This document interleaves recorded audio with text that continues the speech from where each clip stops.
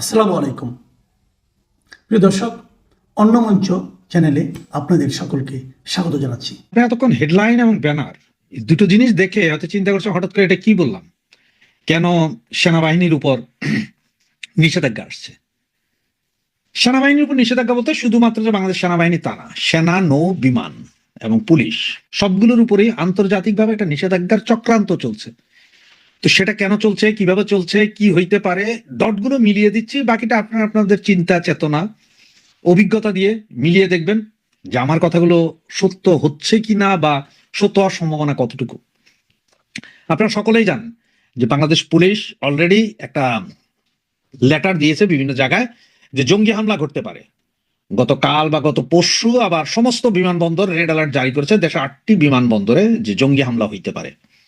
হ্যাঁ, আজকে আজকে আবার আপনার তারেক জিয়ার যে তথ্য উপদেষ্টা বা কসা জাহিদ নামে যাকে পরিচিত, ডক্টর জাহিদ, তিনি বলেছেন যে দেশে জঙ্গি আছে। আর ঠিক আমাদের স্বরাষ্ট্রমন্ত্রী বললেন যে দেশে জঙ্গি আছে, তবে ওরা নিষ্ক্রিয়। মানে জঙ্গি নিষ্ক্রিয়। একজন বলছেন জঙ্গি আছে, একজন বলছেন জঙ্গি নিষ্ক্রিয়। তো জঙ্গিরা কি নিষ্ক্রিয় থাকে নাকি সক্রিয় থাকে সেটা বুঝতে আমার মনে হয় কোনো রকেট সায়েন্সের দরকার হয় না। আর জঙ্গি নাই এইটা যেমন বলতে পারবে না, জঙ্গি তৎপরতাও নাই সেটাও আপনি বলতে পারবেন না। আমাদের দেশে জঙ্গি আছে, যেমন হরকতুল জিয়াদ আছে, জেএমবি আছে, লস্করি তৈয়বা আছে, জয়সি মোহাম্মদ আছে, হিজবুত তাহিরির আছে, এছাড়াও আরো অনেক ধরনের জঙ্গি সংগঠন আছে, ছোট ছোট ছোট অনেক জঙ্গি সংগঠন আছে। এইসব জঙ্গি সংগঠনের বিভিন্ন নেতাও আছে। তো এখন বিএনপি যেটা বলতে চায় সেটা হচ্ছে যে ভাই, এই জঙ্গি নাটক আওয়ামী লীগ করেছে। তো আমার প্রশ্ন হচ্ছে, জঙ্গি নাটক যদি আওয়ামী লীগ করে, তো 2001 থেকে 2003 সাল পর্যন্ত বিএনপি এবং খালেদা জিয়াও বলেছিল জঙ্গি নাই, দেশে কোনো জঙ্গি নাই। কিন্তু এরপরেই 2004, 5, 6 ওনারা এই যে সাবেক এক জঙ্গি নেতা আব্দুর রহমান, আপনাদের সকলের মনে আছে, বাংলা ভাই, ওনাদের কথা মনে আছে, এদের কারা ধরেছিলেন? শায়েক আব্দুর রহমানকে কার আমলে ধরা হয়েছিল? বাংলা ভাই কার আমলে? সারা বাংলাদেশে একসাথে 500 জায়গায় বোমা বিস্ফোরণ কার আমলে হয়েছিল? কাদের আমলে কোর্টে বোমা বিস্ফোরণে বিচারপতি নিহত হয়েছিল যদি জঙ্গি নাই থাকতেন? তো প্রশ্নটা ওনাকে দেরকে, এই যে বিএনপি আলাদেরকে, যে আপনারা যে বলেন সব ফেসিস্ট সরকার, ফেসিস্ট সরকারের জঙ্গি নাটক, তাহলে আপনাদের সরকারই তো মনে হয় প্রথম ফেসিস্ট। প্রথম ফেসিস্ট আপনাদেরই সরকার। তা না হইলে কেন আব্দুর রহমান বা বাংলা ভাইকে ধরা হয়েছিল তখন? প্রশ্নটার জবাব একটু দিয়ে যাবেন। এছাড়া আপনারা জানেন কিছুদিন আগে মামুনুল হক, মানে কিছুদিন আগে কোথায়, এই 2 বছরের ভিতরে মামুনুল হক, তিনি 8জন প্রতিনিধি নিয়ে আফগানিস্তানের তালেবানদের সাথে বৈঠক করে এসেছেন। এরপরে তালেবানদের এক ডিপ্লোম্যাট নুরুল হক নূর নামে এক ডিপ্লোম্যাট, তিনি বাংলাদেশে এসে 10 দিন থেকে গিয়েছেন, কিন্তু কেউ নাকি জানে না। পেপার পত্রিকায় লেখা হওয়ার পরেও ইউনুসীয় গভর্নমেন্ট মুখে কুলু পেটে বসেছিলেন। এটা আপনারা সকলেই জানেন।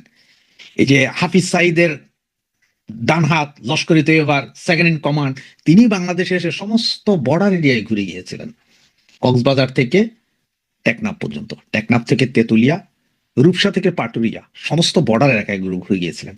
এগুলো আপনারা জানেন।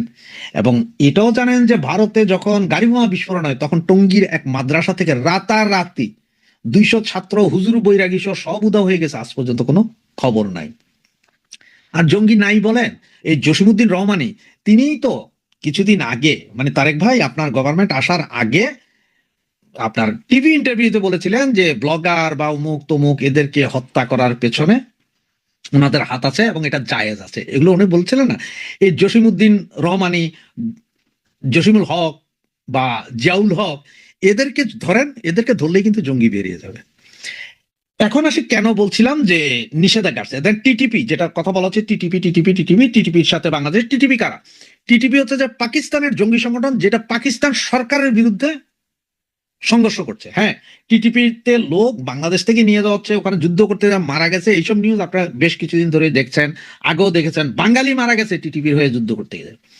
এখন টিটিপির হয়ে নাকি আরো চলছে। তো এর মধ্যে আমাদের কাছে যতটুকু আছে, বিমান বাহিনী, নৌবাহিনী, সেনাবাহিনী, পুলিশ, ডিজিএফআই, এনএসআই, এই 5 বাহিনী থেকে অলরেডি 475 জনের লিস্ট আছে, এবং তার মধ্যে প্রায় 300 জনকে নজরবন্দি করা হয়েছে, 13 জনকে গ্রেপ্তার, 23 জন হাওয়া হাওয়া হাওয়া হয়ে গেছে, মানে ওরা কোথায় আছে জানে না। এবং এরা সব এরোনট ইঞ্জিনিয়ার, মানে বিমান বাহিনী প্রশিক্ষিত, বিমান পরিচালনা করতে পারে, বিমান চালাইতে পারে, এই ধরনের লোকজন নাকি বেরিয়েছে যারা পলাতক। আপনাদের নির্ঘাত একটু মনে আছে কিছুদিন আগেই একটা প্রশিক্ষণ বিমান পড়েছিল ঢাকার একটা স্কুলে, অনেকগুলো ছাত্রছাত্রী। সেটাকে আপনারা কিভাবে বলবেন যে জঙ্গি নয়, জঙ্গি কর্মকাণ্ড নয়? কেন আজকে দেশে 8টা বিমানবন্দরে রেড অ্যালার্ট জারি করা হয়েছে? কেন রেলওয়ে স্টেশন থেকে শুরু করে সংসদ ভবন অমুক তমুক সব জায়গায় রেড অ্যালার্ট জারি করা হয়? কেন বলা হয় যে রূপপুর পারমাণবিক বিদ্যুৎ কেন্দ্র হয়তো আক্রমণ হইতে পারে? যেগুলো সব একটু মিলান, সব চিন্তা করেন। এটা আমার কথা না, এটা পুলিশের কথা। পুলিশ যেই গোয়েন্দা প্রতিবেদন দিয়েছে সেটা আপনারা সকলেই জানেন এবং দেখেছেন। গতকালকে সম্ভবত এখনই সময় একটা টিভি, আজকে অবশ্য কালের কণ্ঠ থেকে শুরু করে বিজনেস স্ট্যান্ডার্ড, প্রথম আলো সবাই দিয়েছে, এক রিক্সাম্যান ড্রাইভার ডেলিভারি দিতে না পারে একটা ছোট্ট প্যাকেট, সেটাকে কেটে করেছে যে কিছু আছে কিনা, যখনই সেটা খুললো, খোলার পরে বিস্ফোরণে তিনি আহত। তো এইটা তো হয়তো সিমটম। এই ধরনের হয়তো কুরিয়ার সার্ভিসের মাধ্যমে বড় বড় প্যাকেট পাঠানো হবে, কোথাও পাঠানো হবে, ধরেন স্কুল কলেজ মাদ্রাসা বা সরকারি অফিস আদালতে, সেখানে নেওয়া হবে, বা কোনো একটা cartoon station, bus station, railway station বা বিমানবন্দরে কোথাও এক কোনায় পড়ে আছে, আপনি জানেন না। আমরা বাঙালি তো অতি উৎসাহী, যাইয়া বাস কাইটা খুলে দেখলাম যে শালা কার কার্টুন ফালা রাখছে, একটু খুলে দেখি, খুলে দেখতে যাই ব্লাস্ট হইলো, শত শত লোক মারা গেল। হইতে পারে না। কেন বলছি যে এই নিষেধাজ্ঞা আসবে, তার কারণ কি দেখেন, টিটিপি কথা আগেই বলেছে আপনার, টিটিপি হচ্ছে যে আপনার পাকিস্তানের জঙ্গি সংগঠন, যারা পাকিস্তান সরকারের বিরুদ্ধে লাগছে। আর আমাদের দেশে যে টিটিপির জঙ্গি আছে এবং টিটিপি রিক্রুটমেন্ট হচ্ছে, এই দিয়েছে কারা? পাকিস্তানের গোয়েন্দা সংস্থা। এটা একদম সরাসরি ভাবে আমেরিকার একটা চাল হইতে পারে। তার কারণটা কি বলি এখন, হামে রুগী মারা যাচ্ছে, এগুলো নিয়ে যখন সারা বাংলাদেশের মানুষ চিল্লাচিল্লি করছে, সরকার চুপ। এরপরে এই চুক্তি, আমেরিকার সাথে এই চুক্তি নিয়েও যখন কথাবার্তা সারা দেশের মানুষ বলছে, তখন সরকার চুপ হয়ে আছে, বুদ্ধিজীবীরাও কেউ কথা বলছে না। এগুলো নিয়ে দেশের জনগণ যাতে খেপা না যায়, দেশের জনগণকে অন্যদিকে দৃষ্টি সরানোর জন্য হইতে পারে যে এই টিটিপি আছে। আর এই জিনিস দেখাইতে পারলেই তাদের সেই ব্যর্থ রাষ্ট্র পরিণত করা। তার মানে জাতিসংঘের শান্তিরক্ষী মিশনে বাংলাদেশের যেসব সেনা গোয়েন্দা কর্মকর্তারা যায়, পুলিশ যায়, তাদের উপর একটা নিষেধাজ্ঞা আসবে যে তোমার দেশে এত জঙ্গি, তোমার দেশে জঙ্গি ধরা হয়, তোমার দেশের সেনাবাহিনী, নৌবাহিনী, বিমান বাহিনী, পুলিশের ভিতরে জঙ্গি ধরা হয়, তুমি কিভাবে আরেক দেশে যে জঙ্গি নিধন করবা? সুতরাং তোমার যাইতে হবে না বাবা, তুমি তোমার দেশ সামলো, তুমি একটা ব্যর্থ রাষ্ট্র, তুমি রাষ্ট্রই ব্যর্থ, তোমার দেশের লোক নিয়ে কই থেকে যাবো? আপনি দেখছেন শান্তিরক্ষী বাহিনীতে আফগানিস্তান, সিরিয়া, ইরাক, ইরান, এখান থেকে কোনো সেনা নিতে নেয় না, তার কারণ হচ্ছে ওরা ব্যর্থ রাষ্ট্র। সুতরাং আমাদের বাংলাদেশটাকে টোটাল ব্যর্থ রাষ্ট্র করার জন্য এই সামরিক বাহিনীর ভেতরে একটা অংশ আছে যারা জঙ্গি তৎপরতা চালায়, এবং এমন একটা পরিস্থিতি সৃষ্টি করছে যাতে একটা নিষেধাজ্ঞা চলে আসে, এবং যে কোনো মুহূর্তে নিষেধাজ্ঞাটা আসতে পারে। আর সেই নিষেধাজ্ঞা আসলে এটা ব্যর্থ রাষ্ট্রে পরিণত হবে। এরপরে আমেরিকান ডিপ স্টেট সহ পাইকারা যা যা করার তাই করতে পারবে। আপনার আফগানিস্তানে সেই লোকের মৃতদেহ হয়তো দেখেছেন, কিভাবে খালে পাওয়া গেল, ওনারা কারা? আজকে এক ভারতীয় মহিলাকে হত্যা করা হইলো, রাস্তায় পিটে মারা হইলো বাংলাদেশে, ঢাকায়। এরা কারা? সবকিছু মিলান, সবকিছু বোঝেন, বোঝার পরে হয়তো বুঝতে পারবেন যে আসলে কেন বলছি যে একটা নিষেধাজ্ঞার পায়তারা চলছে বাংলাদেশের উপরে, সামরিক বাহিনীর উপরে, বাংলাদেশের সামরিক বাহিনীর উপরে আন্তর্জাতিক জাতিসংঘের একটা নিষেধাজ্ঞা চড়াইয়া দেওয়ার প্ল্যান আগে ছিল, পারে নাই, বিভিন্ন সময়ে চেষ্টা করেছে, পারে নাই, তবে এবার সফল হবে। তার কারণ হচ্ছে যে এবার ঠিক বাংলাদেশ সামরিক বাহিনী বা বাংলাদেশের গোয়েন্দা সংস্থা আইএসআই এর, পাকিস্তান ইন্টেলিজেন্স ব্রাঞ্চের বড়ি অলরেডি গিলা শুরু করেছেন। ওনারা পাকিস্তান ইন্টেলিজেন্স সার্ভিসের গোয়েন্দা রিপোর্টে টিটিপি আছে বলছেন, কিন্তু আমি বলবো বাংলাদেশের টিটিপি থাক না থাক, হয়তো অল্প বিস্তর থাকতে পারে, তবে এরা আমাদের সংসদ ভবন বা কোথাও হামলা করবে না। যদি হামলা করেই বাংলাদেশের যেসব আছে জঙ্গি সংগঠন, হরকতুল জিহাদ, জেএমবি, তারপরে জয়সি মোহাম্মদের যা আছে, হিজবুত তাহিরির, এরা করতে পারে। আর এইগুলোরে ধরার জন্য জসিমউদ্দিন রহমানিকে ধরেন, জিয়াউল হক সাহেবকে ধরেন, ওনাদেরকে ধরেন, হাফিজ সাইদের সেকেন্ড ইন কমান্ড যারা এসেছিলেন, যারা তাদের সাথে বৈঠক করেছেন, তাদেরকে ধরেন, শামসুল হক মামুনুল হককে ধরেন, যিনি আফগানিস্তান গিয়েছিলেন এবং আফগানিস্তানে বৈঠক করেছেন, এদেরকে ধরেন, সঠিক বেরিয়ে আসবে। তো আজকের ভিডিওটা আজকে এই পর্যন্তই। ভালো থাকবেন, সুস্থ থাকবেন, সাবধানে থাকবেন, কোথাও কোনো বক্স দেখলে, কার্টুন দেখলে খুলতে দেবেন না। জয় বাংলা, জয় বঙ্গবন্ধু। বিএনপির কিসের এত ভয়? কেন ঢাকা বারের কিংবা বাংলাদেশের সুপ্রিম কোর্ট বার কাউন্সিলের যে নির্বাচন, সেখানে আওয়ামীপন্থী আইনজীবীদের প্রতিদ্বন্দ্বিতা করতে দেয়া হচ্ছে না। প্রতিদ্বন্দ্বিতা করলে কি এমন ক্ষতি হয়ে যেত বাংলাদেশের কিংবা বিএনপি সরকারের? এছাড়াও আরো কয়েকটি বিষয়ে আজকে আলোচনা করব, শেষ পর্যন্ত সাথে থাকবেন। সারা বাংলাদেশের বিভিন্ন জেলায় বারের নির্বাচন হয়েছে এবং সেই নির্বাচনের ফলাফলগুলো আপনারা দেখেছেন যে যেখানেই আওয়ামী লীগপন্থী আইনজীবীরা প্রতিদ্বন্দ্বিতা করেছেন সেখানে অধিকাংশ বারেই তারা সংখ্যাগরিষ্ঠ আসনে জয়লাভ করেছেন। আবার কয়েকটি জেলার বারে আওয়ামী লীগপন্থী আইনজীবীদের প্রতিদ্বন্দ্বিতা করতে দেওয়া হয়নি। কিন্তু এই যে সুপ্রিম কোর্ট বার কাউন্সিলের ইলেকশন কিংবা ঢাকার যে বারের ইলেকশন, সেখানে আওয়ামীপন্থী আইনজীবীদের কম্পিট করতে দেওয়া হচ্ছে না। এমনকি এই যে বার কাউন্সিলের নির্বাচনে কেন অংশগ্রহণ করতে পারবেন না, এই যে ফ্যাসিস্টদের দোষর, এগুলো সব বস্তা পচা কথা। তো এর ফলে কি হচ্ছে? এটা কি বিএনপির জন্য খুব ভালো হচ্ছে? একটা জিনিস আমি বুঝি না যে আওয়ামী লীগ আমলে দীর্ঘ সময় এই সুপ্রিম কোর্ট বার কাউন্সিলের বিভিন্ন পজিশনে বিএনপির নেতৃবৃন্দরা ছিলেন, বিএনপির আইনজীবীরা কিন্তু জয়লাভ করেছিলেন, এবং ব্যারিস্টার মাহমুদ্দিন খোকন এবং আরো অনেকেই। তার ফলে কি আওয়ামী লীগ গভর্নমেন্ট পড়ে গেছে? বারের নেতৃত্ব যদি বিএনপির হাতে নাও থাকে, তাদের প্রার্থীরা যদি পরাজিত হয়, তাতে কি সরকার পড়ে যাবে? নাকি সরকারের ক্রেডিবিলিটি বাড়ে যদি একটা গ্রহণযোগ্য নির্বাচন হয়? আমি স্যালুট জানাই ঢাকার বারের এবং স্পেশালি সুপ্রিম কোর্ট হাইকোর্টের যেসব আওয়ামী অনুসারী আইনজীবী আছে, দে হ্যাভ শোন দেয়ার কারেজ। এই ভিডিওটা দেখেন, এটা দেখে আসলে বোঝাই যায় যে একদিকে বিএনপি কতটা ভয় পেয়েছে, আর একদিকে আওয়ামীপন্থী আইনজীবীরা এই প্রতিকূল সময়েও কতটা স্পিরিটেড।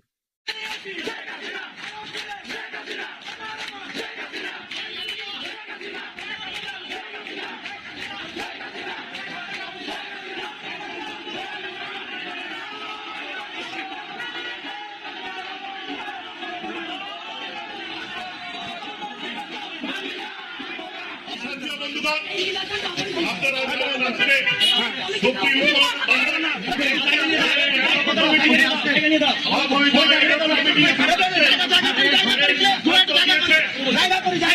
আমরা আজকে সুপ্রিম কোর্টে আইনজীবীদের পক্ষ থেকে তীব্র প্রতিবাদ জানাচ্ছি। আপনারা জানেন, যারা বলেছে আওয়ামী লীগ নাকি নিষিদ্ধ, আমরা বলতে চাই বাংলাদেশ আওয়ামী লীগ পুরো পার্লামেন্টের সিদ্ধান্তের জন্ম নেয় নাই। বাংলাদেশ আওয়ামী লীগ বরঞ্চ বাংলাদেশের পার্লামেন্টকে সৃষ্টি করেছে। আওয়ামী লীগ এদেশের সমস্ত মানবাধিকারের আইনগুলোকে সৃষ্টি করেছে। বাংলাদেশের তারাই আওয়ামী লীগ যারা ৭১ সালের ৩০ লক্ষ শহীদের রক্তকে সম্মান করে, তারাই আওয়ামী লীগ যারা ২ লক্ষ বাবুদের ইজ্জতকে সম্মান করে, আজকে তারাই আওয়ামী লীগ যারা বাংলাদেশের ধর্মের স্বাধীনতাকে স্বীকার করে, আজকে তারাই আওয়ামী লীগ যারা আমার ভাইয়ের রক্তে রাঙানো ২১শে ফেব্রুয়ারি গানকে শুনলেই যাদের রক্ত টকবক করে, আজকে তারাই আওয়ামী লীগ যারা ৭ই মার্চের ভাষণে বঙ্গবন্ধুর ভাষণ শুনলে যাদের রক্ত টকবক করে, তারাই আওয়ামী লীগ যারা বাংলাদেশে জঙ্গি উত্থানকে অস্বীকার করে, জঙ্গিবাদের বিরুদ্ধে প্রতিবাদ করে, বাংলাদেশকে ভালোবাসে, তারাই আওয়ামী লীগ যারা জননেত্রী শেখ হাসিনাকে ভালোবাসে। বাংলাদেশ যতদিন থাকবে আওয়ামী লীগের থাকবে। এবং এই যে আওয়ামীপন্থী আইনজীবীদের কম্পিট করতে দেওয়া হলো না, এটা নিয়ে কিন্তু বিএনপির ভেতরেও সমালোচনা আছে। একজন এই ছাত্র দলের সাবেক কেন্দ্রীয় নেতা এবং বর্তমানে বিএনপি নেতা, তিনি দেখেন এই যে স্ট্যাটাস দিয়ে কি বলেছেন।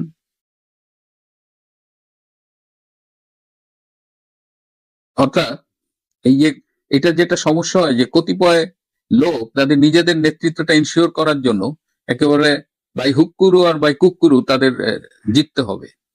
কম্পিট করে আপনি জেতেন। আপনার যদি এত ভালো কাজ করে থাকেন, আপনাদের যদি এত গার্ডস থাকে, তাহলে আপনি সবার জন্য নির্বাচন উন্মুক্ত করেন। যদি ভোটাররা আপনাকে ভোট দেয়, আপনি আইনজীবী পরিষদের নেতা হবেন।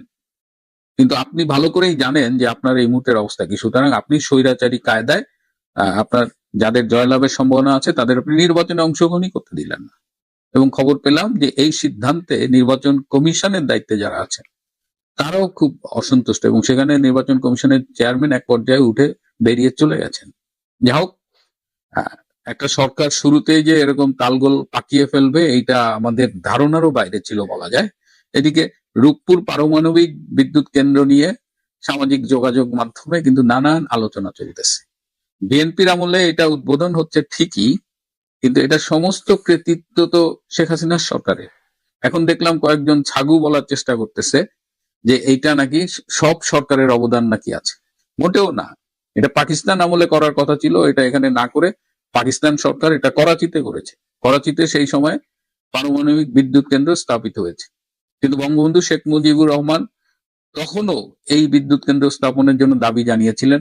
স্বাধীন বাংলাদেশে তিনি তার যত প্রায়োরিটি ছিল তার মধ্যে এই রূপপুরের এটা ছিল, কিন্তু শেখ হাসিনাই এটাকে বাস্তবে পরিণত করেছেন। তিনি রাশিয়াকে এখানে এনেছেন এবং এই প্রকল্পটা যদি দেখেন এটা আসলে রাশিয়ার এক ধরনের বিনিয়োগ। এখানে টোটাল যে খরচ হয়েছে তার 90%-এরও বেশি ইনভেস্টমেন্ট করবে রাশিয়া, এবং বাংলাদেশ সরকার 15,000 কোটি টাকা এখানে দেবে। সেই 15,000 কোটি টাকা মেইনলি এই যে জমি দিচ্ছে, ওখানে নদী শাসনের একটা ব্যাপার আছে, সো এইভাবে 15,000 কোটি টাকা দিচ্ছে, আর বাকি টাকা রাশিয়া দিচ্ছে। এবং রাশিয়া এটা লং টার্ম লোন, 28 বছর, 2 বছর ল্যাপস হয়ে গেছে, তো পরিবর্তে ধরে নি 28-30 বছরের মধ্যে তারা এই লোনটা উঠান। এবং পারমাণবিক বিদ্যুতের একটা সুবিধা হলো এটা একদম চিপেস্ট, এটা পার ইউনিট কস্ট হয়তো 6 টাকা, অন্যদের ইউনিট কস্ট যেমন 12-13 টাকা, 20 টাকা এরকম।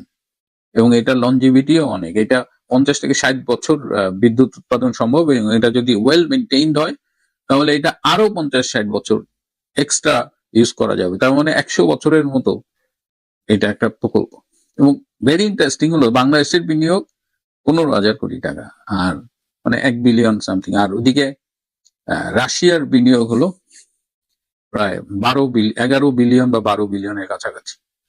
এখন নিন্দুকেরা বলতেছে যে এইখান থেকে শেখ হাসিনার সরকার 5 বিলিয়ন বা 60,000 কোটি টাকা দুর্নীতি করছে, আত্মসাৎ করছে। তো যেখানে বাংলাদেশের বিনিয়োগ 15,000 কোটি টাকা, তাও আমি বললাম in the form of land, নদী শাসন এইসব, তো সেখানে 15,000 টাকা আপনি বিনিয়োগ করে আপনি 60,000 টাকা চুরি করলেন, তাহলে বাকি 45,000 টাকা আপনি কোত্থেকে পেলেন? রাশিয়া। এবং দেখেন এই প্রজেক্টের জিনিসপত্র সব আসছে অধিকাংশ রাশিয়ার থেকে আসছে, তাদের লোকবল এখানে কাজ করছে, সবকিছু তারাই স্পেন্ড করছে বলা যায়। তাহলে রাশিয়ার টাকার থেকে 45,000 টাকা আওয়ামী লীগ সরকার চুরি করছে বলতে চান? মানে মাথার মধ্যে কি পরিমাণ গু থাকতে হবে যে এই গুজবটা বিশ্বাস করতে এবং এটা ছড়াইতে। সেই ঘটনাই আমরা দেখতে পাচ্ছি যে, এবং দেখেন এই গত 2-3 দিনের মধ্যেও সাংবাদিকরা রাশিয়ার রাষ্ট্রদূত যিনি বাংলাদেশে আছেন তাকে প্রশ্ন করেছিলেন এই 5 বিলিয়ন দুর্নীতির বিরুদ্ধে। তিনি মানে তার উত্তরটা সহজ ভাষায় বললে বলে, ভাই আপনারা কি আমার ব্যাককল পাইছেন যে আমার প্রজেক্ট থেকে 12 বিলিয়ন ডলারের একটা প্রজেক্ট, সেখানে 5 বিলিয়ন একজন খেয়ে ফেললো। Yes, I don't understand your question. Frankly speaking, it's a rumor, first of all, and false rumor. This is the matter. You should understand. The certain statement of our Rosatom company was made. Please look into it. It was 3 to 4 days ago. For my side, I can say you frankly that imagine $5 billion. Yeah. It's a big amount. Of course, and how it can be done? To give to somebody $5 billion when the construction is just a little bit our credit, it was $11.38 billion. So do you think that we are so much crazy? মানে এই গুজবগুলো আমি আজকাল অবাক হই না কেন, কারণ এই গুজব ছড়িয়েই কিন্তু এরা এত দূর আসছে। এই বিএনপি বলেন, ইউনূস বলেন, আসিফ নজরুল বলেন। আসিফ নজরুলের সেই কথাটা মনে আছে, সে যে বলছিল যে 26 লক্ষ ভারতীয় বাংলাদেশে চাকরি করে, কিন্তু আজ অব্দি তিনি কিন্তু প্রমাণ করতে পারেন নাই। তিনি উপদেষ্টা হওয়ার পরেও এই প্রশ্নের মুখোমুখি হচ্ছেন। এখন আজকে একটা ফেসবুকে একটা স্ট্যাটাস দেখলাম, আসিফ নজরুলের একজন ছাত্র একটা স্ট্যাটাস শেয়ার করছে। আসিফ নজরুল আজকাল ফেসবুকে যে স্ট্যাটাস দেয় সেখানে কমেন্ট সেকশন অফ করা থাকে। তিনি ধারণা করতে পারেন, আপনারাও ধারণা করতে পারেন যে আসিফ নজরুলের স্ট্যাটাসের নিচে কি ধরনের কমেন্ট হইতে পারে। খুব কান্নাকাটি করতেছে আসিফ নজরুল ফেসবুকে স্ট্যাটাস দিয়ে যে কোন এক ভূমিদস্যুর পত্রিকা নাকি তার এবং কয়েকজন উপদেষ্টার পেছনে লাগছেন, তার বিরুদ্ধে অভিযোগ 1000 কোটি 100 কোটি, এই যে সাব রেজিস্ট্রারদের বদলি টাকা আদালতে যদি এই মুহূর্তে আপনার পরিচিত কোনো কেউ থাকে আওয়ামী লীগের, বা যে জেলে আছে বা জামিনের জন্য যাচ্ছে, তাহলে একটু খোঁজ নিয়ে দেখবেন যে আমি তো কালকেও শুনলাম যে একটা 20 টাকার মিনারেল ওয়াটারের বোতল আসামির হাতে পৌঁছে দেওয়ার জন্য পুলিশকে 500 টাকা ঘুষ দিতে হয়।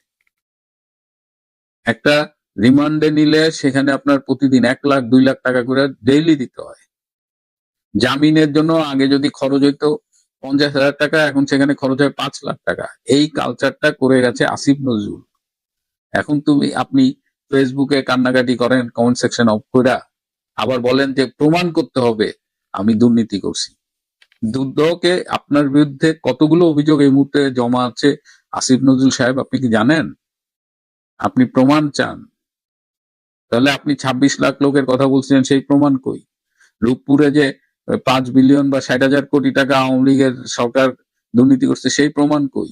বছর বছর $16 বিলিয়ন বিদেশে পাচার করছে, সেই প্রমাণ কই? নিজেরাই তো প্রমাণ ছাড়া কথা বলছেন। আর যে দুর্নীতি আপনি করছেন, যেটা সব পারিপার্শ্বিক সব প্রমাণ দিয়ে বলা যায় যে এই দুর্নীতি এখানে সংগঠিত হয়েছে, এবং সেই সংগঠিত দুর্নীতিতে আপনি নাই, being the head of the ministry, এটা আমাদের বিশ্বাস করতে হবে। আর যদি সাহসী থাকতো কমেন্ট সেকশনটা অন রেখে আপনি কাজ করতেন।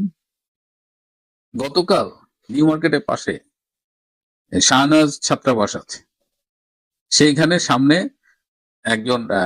একজন গুলিবিদ্ধ হয়ে মারা গেছে। পরে জানা গেল সে অন্যতম শীর্ষ সন্ত্রাসী টিটন। এই টিটন ঢাকার আর এক সন্ত্রাসী আছে ইমন, তার ডানহাত বলে শুনেছি। এই টিটন একটা মার্ডার কেসে মৃত্যুদণ্ডপ্রাপ্ত আসামি। সম্ভবত 2013 বা 14 সালে সেই রায়ে তাকে মৃত্যুদণ্ড দেওয়া হয়েছিল।